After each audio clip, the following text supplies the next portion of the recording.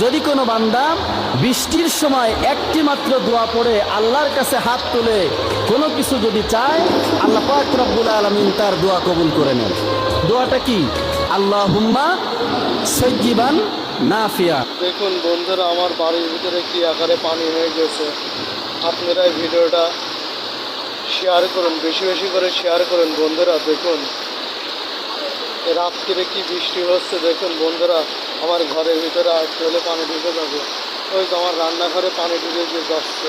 দেখুন বন্ধুরা, আপনাদের কাছে আমি হাত জোর করছি, প্লিজ আপনারা এই ভিডিওটা শেয়ার করুন, বেশি বেশি করে শেয়ার করুন বন্ধুরা। এই ভিডিওটা বেশি বেশি করে শেয়ার করুন। দেখুন আমার রান্নাঘরের ভিতরে পানি ঢুকে যাচ্ছে। দেখুন বন্ধুরা।